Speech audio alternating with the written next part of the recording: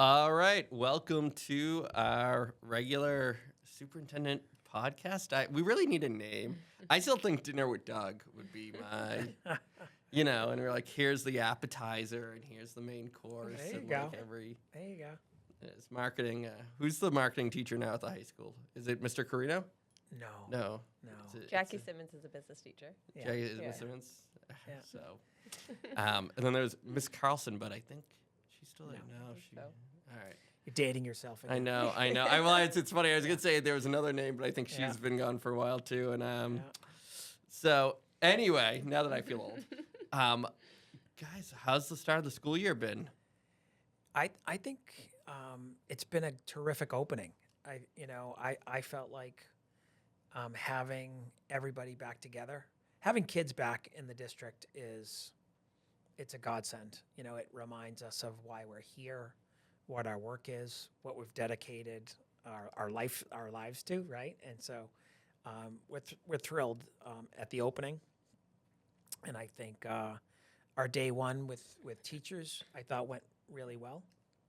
I agree. Yeah, we had a special guest, Secretary of Education Pat Tutwiler came Wow. and spoke to the entire district in a really uplifting, inspirational speech that he gave. We got really great feedback from everybody. It was just a nice way to kick off the year. If you don't mind me asking, what made him choose Wakefield or come to Wakefield?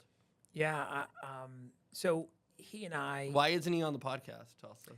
It would be great to invite him. It would. Maybe we should invite him. Yeah. But you might see Secretary Tutwiler on TV because he does a commercial for the Department of Elementary and Secondary Ed about student attendance and how important it is to come to school and have very positive attendance. But Pat, I think, is revolutionizing that position. I think his accessibility and his connection with not only administrators like myself, but teachers and students he's really the first secretary that I think students know, right? And I think it's very, very positive. And I think there's a few reasons why he came to join us to open school. We have an existing relationship. Kara and I know him outside of our work or in conjunction with our work.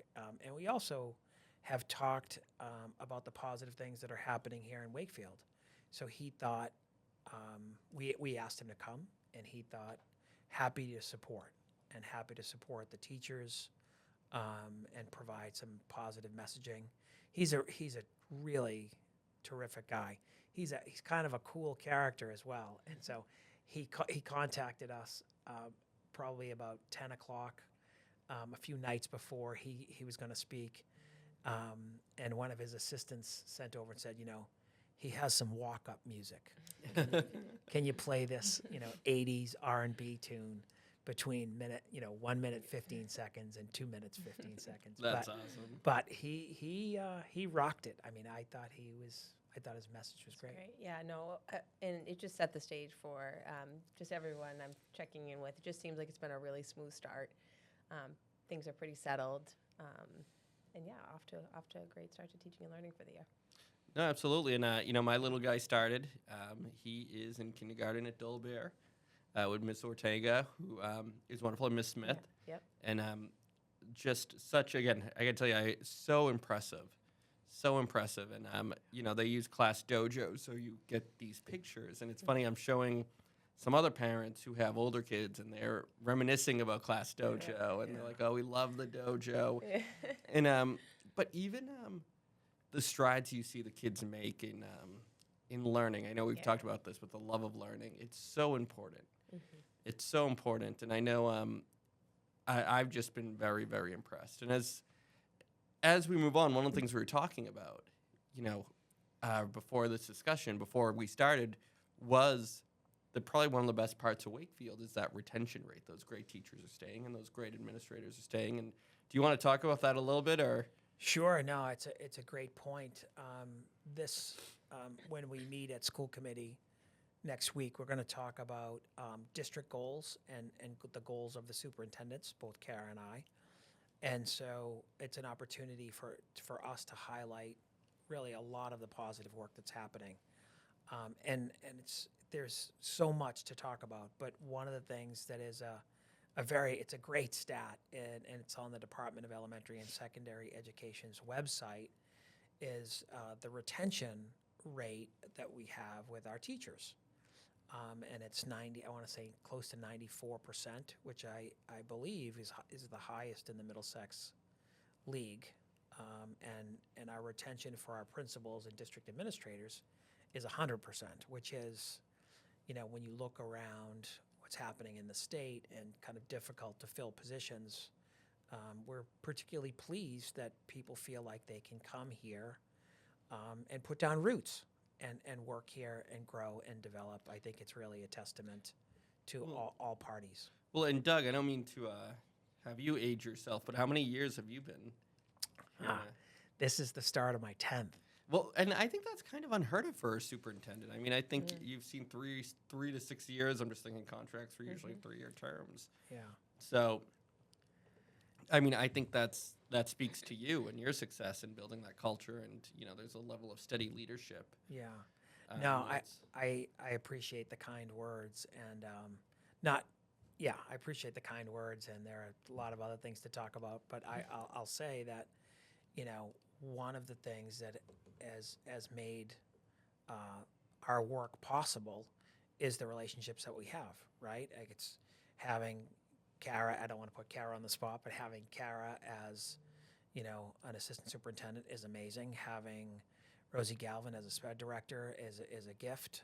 Christine Bufagna, that's district level personnel. I could go on and on. Glavia Smith is so talented. The O'Briens, Dustin and Tim are just so exceptional, and the list goes on. But our building principals and their teams, really, continuity at the leadership level makes really such a nice difference for districts. Well, true. And then actually, I will say there was one change I think we should probably talk about and acknowledge. Brendan Kent is gone, and we have a new athletic director. And, Yes. I think Brendan went to, I hope I'm not saying, he went to Everett, right? Correct. Yeah. He went to Everett and as an assistant principal. Correct. That's a great role. I mean, I remember talking to Brendan, this was a while ago, so I hope I'm not putting words in his mouth, but he had hoped to eventually become a superintendent, years down the road. And I think, I can't blame him being an assistant principal in Everett. It's probably a nice check on the resume to go there. But with that said, we do have, I don't want to take away from Brendan, but we now have a new athletic director. Do you want to talk a little bit about him and or say anything about Brendan too, if you'd like? Yeah. I don't mean to. No, of course. completely- I think, we're very grateful to Brendan for his many years. I think he was here for about 10 years. 10 in years. Wakefield. 10 years. Isn't he like 12? How old is he? Like, He looks super young. I know, his And, hair, I was so jealous. No offense, Doug. I'm right there with you, taken. I'm man. jealous of the hair as well. Yeah. But he, had a great run The here. WCAT producer is cracking up with that comment right there. I'll keep it moving. Yeah. So lots of thanks and gratitude to Brendan for all the work that he did in Wakefield. But yeah, we were running the search in August, and we had a great group running the search for a new athletic director. It's a joint role. It's director of health and wellness. So on the curriculum side of things, K through 12, and then the athletic director for 9 through 12. So it's definitely a big job in the That is a big job. Lots of different people to work with, but we had a great group of people interviewing administrators, teachers. We had Dan McGrath from the rec join us, and we were able to. For August, we had a lot of applicants, a lot of interest. I think it's a big job. It's also a great job, and we had a lot of interest in it. And we ended up offering the position to Michael Murphy. He was previously at Essex Tech, and he definitely stood out among all of the candidates as just being the most well-rounded, having, just great communication skills, good personality. We felt like he was going to make solid relationships, have a strong work ethic, and we're already seeing that. I think he's had a great start and been set up to do well here. Joe Mullaney, our assistant principal here, is mentoring him.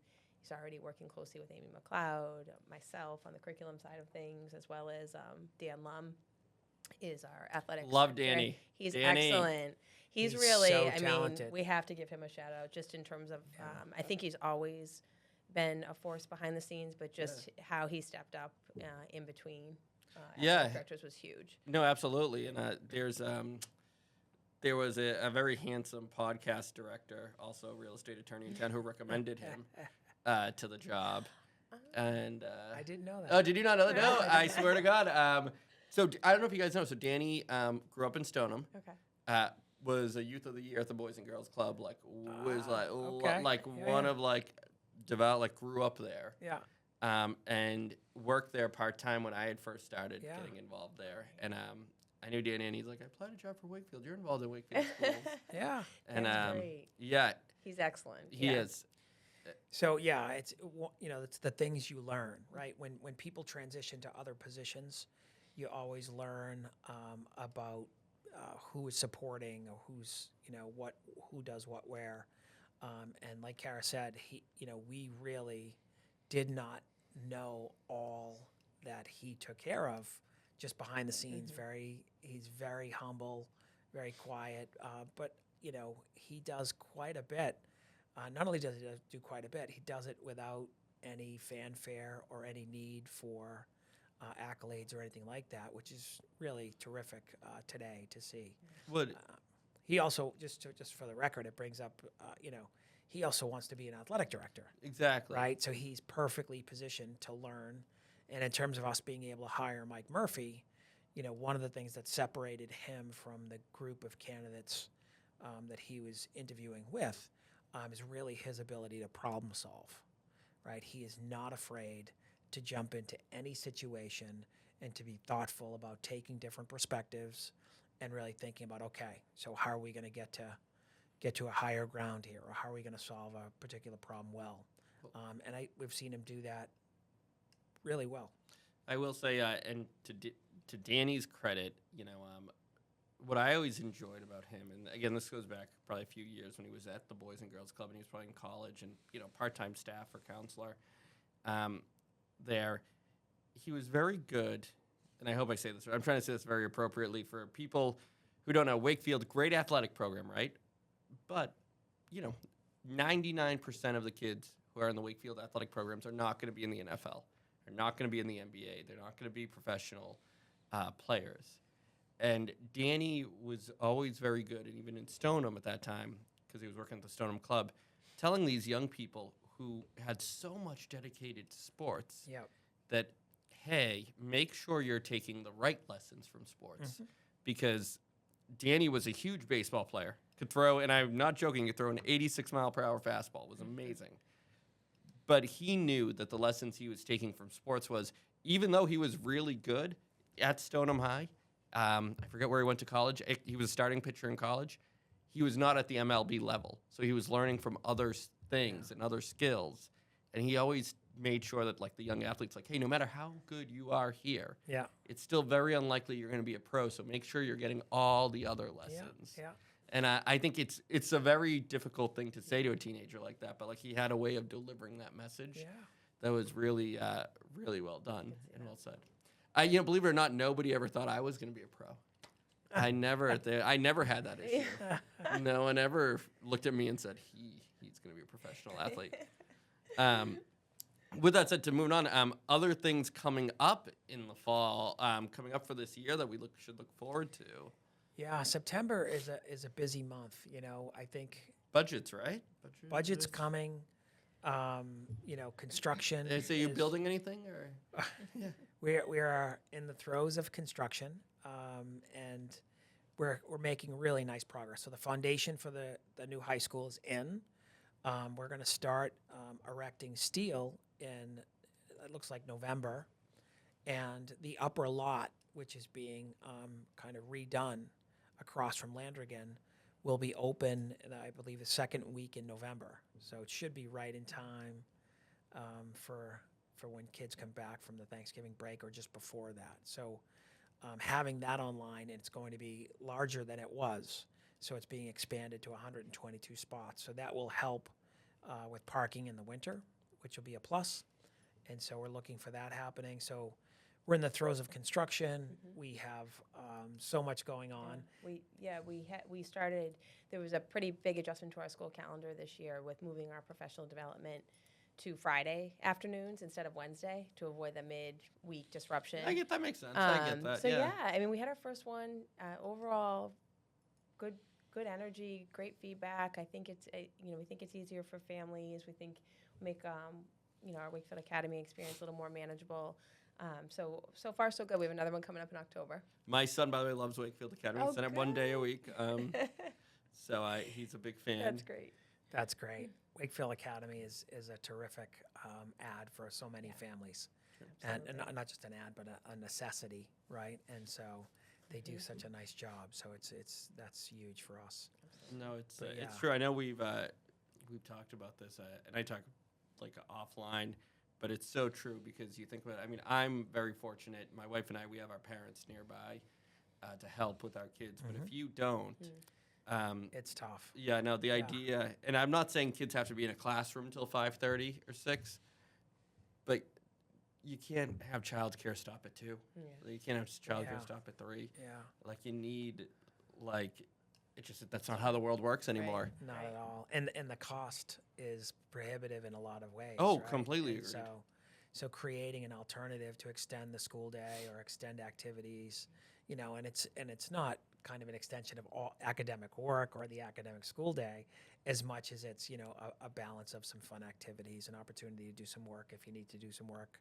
And so, yeah, we're pleased with the fact that we have that in place and we're able to offer that to families. And I think the change that Kara worked really hard behind the scenes to make was this move from Wednesday to Friday. I think it's been good for families, and we were at school committee and we were getting the student perspective, and they said, it feels really great. It feels like a long weekend. Yeah, absolutely. And so the students report very positively on it, and we're going to be collecting information and kind of looking at how that goes as we move forward. Anecdotally, it makes sense. I'm just thinking, like, if I had a Wednesday off, because then your Thursday feels like a Monday to a certain extent, and Yeah. then your Friday is a Friday, and then same thing, that Tuesday will act like a Friday. Like, it's just, if you ask me my most productive days of the week, you're probably thinking Tuesday, Wednesday, Thursday. Just, Monday you're getting ready, and Friday you're winding down. Right. So I would see why that would work. But what else are we looking forward to? So well, we're looking forward to moving into November, and we're starting the budget process, and so that's something that has been we've already kind of heard from the town and their thoughts, and we're collaborating with them and our finance and facilities subcommittee that's part of our school committee. I think they were just introduced or contacted about FinCom liaisons that work with us throughout the process. Who's the FinCom liaison now? I don't. So I'm not sure who they're going to be this year. I think Jim Sullivan, again, is going to coordinate the group or be the facilitator. And we've had some people that have stayed on and have moved off, but we anticipate having 3 or 4 members of FinCom, and that's one of our most important groups to work with including our school committee, because we know as funds are sunsetting on the state side for COVID-related kind of reimbursements or COVID-related funds or ARPA-related funds, as those funds are going away, both from the town and from the schools, it's from both sides. I think that there's going to be adjustments that are going to need to be made and a part of our budgeting process. But those are things that we're looking at. Those are things that we're thinking about. We're also preparing for the tri-board meeting. It's coming up at the end of October. And so we'll have, school committee, town council, and FinCom at that meeting. And I'm sure we'll get more information on the financial forecasting from FinCom. And it's, one of the things that I think Wakefield has done well is there have been pretty conservative and pretty strategic, not just conservative, but strategic with the ARPA funds they got, for example. They didn't use that to create a number of one-time payments or try to fund things through one-time money that you then have to make up once that funding goes away. And so I think that they've done a really nice job with that. And that has had a positive impact on the schools as well. because as so go one of us, so go all of us. So we're going to need to be working more closely together, especially this is a year for us where we're settling. We're going to work to settle 6 bargaining units that are the non-teaching units. So last year we settled the teacher contract, but this year we have 6 remaining bargaining units that we're working with to settle, one of which is our paraeducators, which, really support students. They provide direct service to students every single day, and we couldn't function without them. What I will tell you is, we've been doing this for a few months now. The most feedback I ever received was, I think you had brought up the idea of like a para academy or something. Yeah. And I can't tell you how many parents mentioned to me what a great idea that was, or that is. And it's also, there's just, we need them, and there's not enough of them. Yeah. Yeah. By the way to put you in a terrible negotiating position going in. Like, thanks, Anthony. Thanks. One of the other things that we've been planning, which I think speaks to the groups, the town council, school committee, and we've invited finance committee as well. Last year we tried for the first time to open up the schools to tours for the school committee, town council, and it really worked out well. People really appreciated it. It was just a nice time for us to connect, to talk, to share information around what's going on in our schools. So we have those all. We already had Dole Bear on Monday, and then we have other tours where we've invited school committee, town council, and FinCom coming up through October, November. So. And to go back, I know one big thing I really promote, and so for those who don't know, I think most people know at this point if they know me, my mom came right from Italy, right? So she came right off the boat when she was 17, or the plane. And we would travel to Italy a lot. And one of the biggest differences in culture that I noticed is, they have education, but here, at least in the States, the schools are the center of the entire community. Like, in Europe, you have theater, but it's separate from the schools. You have soccer, but it's separate from the schools. Here it is all run through the school system. The school system is the heart of your community from everything you do. And it's not just academics, but it is the arts, it is recreation, it is everything. And I only bring that up because now, I knew that before I was in it. Now that I'm in it with a kid, I had a folk dance on Tuesday night. There's sports coming up. There's activities. There's a Halloween dance. Yeah. Like what makes a community really stems from those schools. Yeah. And it's hard, to see that when you're not in it. And I just, I hope that gets stressed. I think you're spot on, and it's interesting that you bring it up the way that you bring it up, because one of the things that I was just in a conversation this week, and we were thinking about and talking about, all of the things that we've done in the last 10 years, right? So, it seems like I started a minute ago here, but when we were sitting down and really kind of listing, the positive changes and the things that are happening, the fact that we're building a new high school, the fact that, in 3 years, you're not going to recognize this area, and this conversation that we're having about parking and traffic, and that's going to be in the kind of rearview mirror, and we're going to be talking about, oh my goodness, this is like an amazing, it's a beautiful area, and we have 2 state-of-the-art schools that are kind of right next to one another, with Northeast Voc and us kind of building right beside one another. But we've really achieved a lot in 10 years, but that conversation really focused on what is it going to look like 10 years from now, right? And so, how do we start to get into that space? Because you have to plan now for what you're going to see in 10 years. So the high school that we're building now, again, started 10 years ago, right? Actually started even before that, because we did a number of feasibility studies and a bunch of work, and we had some submissions that didn't quite make it over the line for MSBA, right? So, but it took quite a bit of time to get where we are now. But if we're thinking out 10 years, we know, for example, the Greenwood School is not as accessible as it needs to be, right? Now, I'm not suggesting that it needs to change immediately today, but as we're thinking about that, and we're thinking about students that have different needs, right? The school has to be more accessible than it is currently. Where we know that heating and cooling, for example, are real concerns right now, right?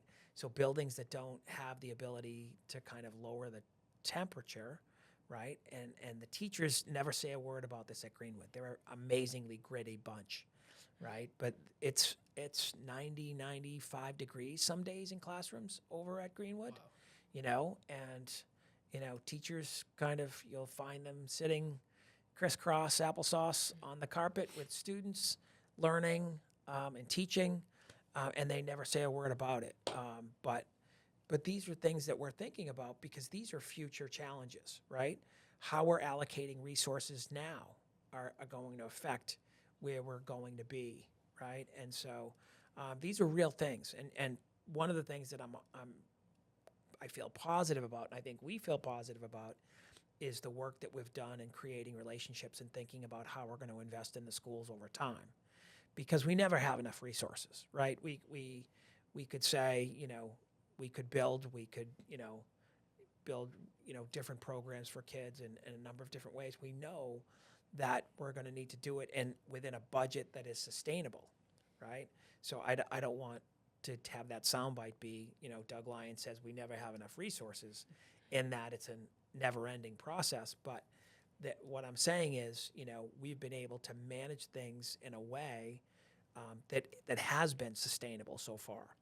But we need to look out 10 years and think about where do we want to be, because it takes moments to undo what took 10 years to build. True. Right? And so, one of the things that we used to have in our old budget book, and you probably remember this.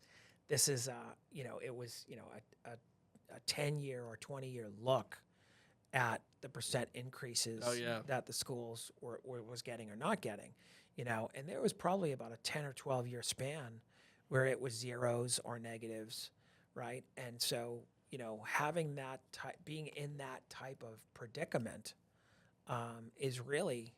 Kevin would know. Kevin Piscadlo would know. Yeah, I mean it's a space, right? And I think, Steve Mayo has really helped us to not be in that space, right? And FinCom has helped us to not be in that space, and we need to continue to kind of, again, not be in that space, but really be thoughtful about what we're doing, how we're doing it.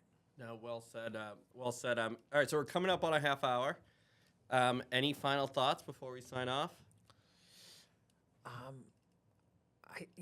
I don't know, Karen. No, I don't think so. Anything? I think that really, until next time, right? I Yeah, think that covers it for now, and just, things will really start to pick up in October, November, where we're already, it's hard to believe we're planning for next year now, but that's the way it goes. Yeah. So, Sure. yeah. Well, I just want to make one last plug to WCAT. They do. They're the ones who organize this. I can't stress enough that it's Ian who reaches out and says, hey, when do you guys want to get together? This is important to do for the community. So thank you to WCAT and the entire team for doing this. So, but before we sign off, I feel like we would be remiss if we didn't acknowledge Judy Boudiette. So she is the secretary to the school committee, and we learned this past Monday morning that Judy Boudiette had unexpectedly passed away. And our deepest condolences are with her family, and she will be sorely missed. She was a pretty special person. Absolutely. And dedicated, disproportionately dedicated so much time and effort to the Wakefield Public Schools and the school committee work that was happening. So she was kind of the grease that made it all go behind the scenes. And so that is the reason why we needed to cancel our meeting this past Tuesday. But we've changed the date, so we're just moving everything out a week. So we'll be meeting next Tuesday, and we'll be meeting again on the 29th for school committee meetings. But again, our deepest condolences to I can't even imagine. Judy's family. She's such a special person. Even just being here, just to have a meeting where she's not sitting it's right gonna be there at hard. the end, and she was so committed to Wakefield and the school committee. I don't know her total years on the committee, but Oh my gosh! I think it's been a while. And you might know this. Did her dad worked. Yeah, Yeah, was DPW, right? yep. He was a town guy. Yeah. So family dedicated to Wakefield. So For she sure. was born and raised in Wakefield, and so yeah, And young, very young. I mean, Mm. 63 is young. Yeah, Correct. absolutely. So Correct. Just a great person. Yeah, no, well, very that's solid. we do not want to end without saying some thoughts and prayers. To the family. Yeah, and we don't have any information at this point in time about services, but when we do, we'll be getting a note out, not only to faculty, staff, but we'll get a note out to the community as well. No, wonderful. And well, thank you to everybody, Thank and thank you again to WCAT and Ian and the whole crew. And until next time, next month. Until next time, Great. thank you so much. Thank you, guys. Thank you.